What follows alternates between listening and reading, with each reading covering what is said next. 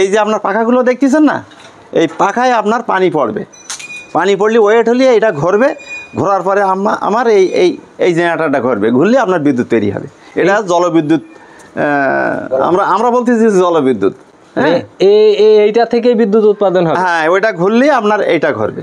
আচ্ছা, দিয়ে আমার এই পাশাপাশি যে এসি আছে, ফ্যান আছে, আপনার যা কিছু আছে, আমার 5-7 কিলো বিদ্যুৎ লাগে, সব ইতি সাপ্লাই দেবে। আমি এইটা বিদ্যুৎ আবিষ্কার করার জন্যই আমি এটা তৈরি করেছি। এখন বাংলাদেশে যে পরিমাণ বিদ্যুৎ ঘাটতি হয়, বিদ্যুৎ থাকে না, আমি এই সমস্ত চিন্তাভাবনা করি আমার নিজের বাড়ির জন্যই আমি বিদ্যুৎ আবিষ্কার করেছি। এটা আমার পুরা বাড়ি সাপ্লাই দেবে এই বিদ্যুতে।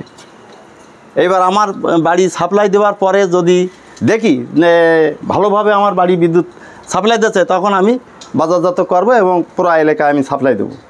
আচ্ছা, এই যে পরিকল্পনা বা হঠাৎ এই ধরনের চিন্তা আপনার কিভাবে আসলো বা কেন উদ্বুদ্ধ হলেন?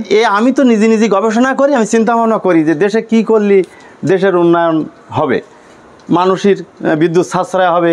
ওই যেরকম গাড়ি একটা তৈরি করেছি, ওতে যেরকম আপনার তেল বিদ্যুৎ লাগে না, এগুলো মানুষের সাশ্রয়ের জন্য আমি এইগুলো আমি গবেষণা করি সবসময়। আচ্ছা, কতদিন কর্মসংস্থানের লক্ষ্যে ইনি এই সমস্ত চিন্তা ভাবনাগুলো দীর্ঘদিন যাবত করে আসতেছে। আচ্ছা, কতদিন পরিকল্পনার পরে আপনি আসলে এটা করলেন সেটা যদি একটু বলতেন।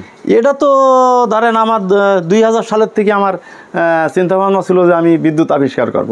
আচ্ছা, তাই সময় পাইনি, অন্য কাজে ব্যস্ত থাকি, যার কারণে আস্তে আস্তে আমি এই পর্যন্ত আগে আইছি। এখন এটা চালু দিলে বিদ্যুৎ বেরোবে।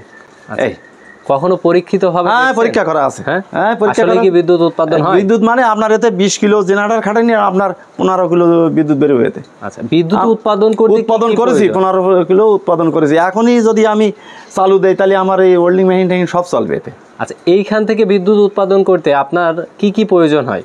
এখান থেকে বিদ্যুৎ উৎপাদন করতে শুধু 5টা ব্যাটারি থাকবে, সে ব্যাটারি আবার এতে চার্জ হবে, যে আলাদা বিদ্যুৎ দিয়ে যে ব্যাটারি চার্জ করতে বিয়ে করা লাগবে না, এই 5টা ব্যাটারি থাকবে, আর কিছু না। আচ্ছা, এই তাহলে 2000 সালে আপনি এটা নির্মাণ, 2000 সালে আমি এটা পরিকল্পনা করেছি যে এটা বিদ্যুৎ। আর শেষ হয় কবে এর নির্মাণ কাজ? আর 1 মাসের মধ্যে শেষ হয়ে গেছে। তো আমার তো বিদ্যুৎ এমনি বেরিয়ে গেছে, আমি আবিষ্কার করেছি, এবার এগুলো সেটিং করবো, করলে হয়ে গেল। অর্থনৈতিকভাবে আপনার কত টাকা মতন ব্যয় হয়েছে এখানে? তাই এখানে প্রায় 3 লাখের মতন ব্যয় হয়ে গেছে। 3 লক্ষ টাকা? 3 লক্ষ টাকা। আচ্ছা, 3 লক্ষ টাকা ব্যয় করে আপনি কি আপনার বাসায় এই যে বিদ্যুতের চাহিদাটা মেটানোর চিন্তা ভাবনা করছেন, এটা কি আসলে সম্ভব? সম্ভব, হ্যাঁ হ্যাঁ সম্ভব। আচ্ছা, এটা কি মূলত কি অন্যকে শেখানোর জন্য বা উদ্বুদ্ধ করার জন্য কি এটা তৈরি করা, নাকি না শুধু বিদ্যুৎ দেশের মানে উন্নয়নের জন্য আমি এটা তৈরি করেছি? আচ্ছা, দেশবাসীর জন্য উপকৃত হয় এই বিদ্যুতে। আপনার এই ধরনের চিন্তা ভাবনা থেকে আর কি কি তৈরি করছেন যদি একটু বলতেন। আর তৈরি করেছি তুষ কাঠ তৈরি করেছি, যে তুষির যে কাঠ, আগে তুষগুলো ফেলাই দিত, 2 টাকা 3 টাকা বস্তা বিক্রি হইতো, এখন তো তুষির বস্তা 400-500 টাকা বস্তা। এগুলো আমি আবিষ্কার করেছি যাতে তুষ কাঠ তৈরি হয়। আমার জন্য সুন্দরবন বেঁচে গেছে। বাংলাদেশে যে সুন্দরবনে যে কাঠগুলো দিয়ে বিভিন্ন জায়গায় যে বিক্রি হইতো, এইগুলো সুন্দরবনের কাঠ আর লাগে না। হ্যাঁ, তারপরে পলিথিন, বর্জ্য পলিথিন দিয়ে তেল আবিষ্কার করেছি। হ্যাঁ, আমার অনেক আবিষ্কার আছে। তারপর বিশুদ্ধ পানি আবিষ্কার করেছি। হ্যাঁ, এগুলো সাতক্ষীরায় তো প্রচুর পরিমাণ আসলে বিশুদ্ধ পানির একটা আগে ছিল না, আগে ছিল ওই টিউবওয়েলের পানি খাইতো, আর ওই পুকুরের পানিটা নিয়ে ফটকি টেটকি দেখাইতো। এখন এইগুলো আমি সর্বপ্রথম আমি আবিষ্কার করি, জারের পানি, এই যে জারের পানি, এইগুলো রয়্যাল ড্রিঙ্কিং ওয়াটার নাম ছিল আমার।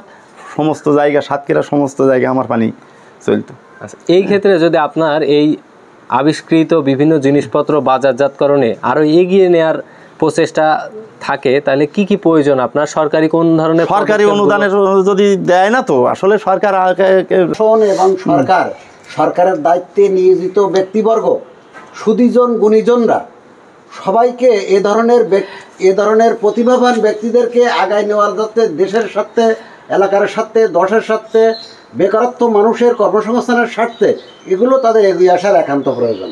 একটা জিনিস দেখেন, আমি বর্জ্য পলিথিন দিয়ে যে পেট্রোল ডিজেল আবিষ্কার করলাম, এটা দেশের মঙ্গল। মানে আজকের পলিথিনের জন্য সরকার কী পরিমাণ চেষ্টা করেছে। পলিথিনই সুন্দর, আপনার নদী নালা যা আছে সব তো বুঝে যায়, মাছ মরে যায়, ফসল হয় না। আমি পরিবেশের কাছে, পরিবেশ অধিদপ্তরে গেলাম, গেলি বললো যে আপনি চালান দিলে বললো আপনি ব্যাংকে এটা জমা দিয়ে আসেন। জমা দিয়ে আসার পরে কিছুদিন পরে বলছি 50,000 টাকা দিতে হবে, তাহলে আপনার এটা দেবো। আমি পরিবেশের কাজ করতে যে আমার কাছে 50,000, সেই জিনিসটাই আমি আর তৈরি করলাম না। এটাই জন্যই তো বাংলাদেশ পিছিয়ে আছে। হ্যাঁ, এই তো সমস্যা তো আমার। আমি যে এতটা জিনিস আবিষ্কার করেছি, এই আবিষ্কারের কোনো প্রতিদান আমি পাইনি, কোনো সরকার থেকে কোনো অনুদান এই পর্যন্ত আসেনি।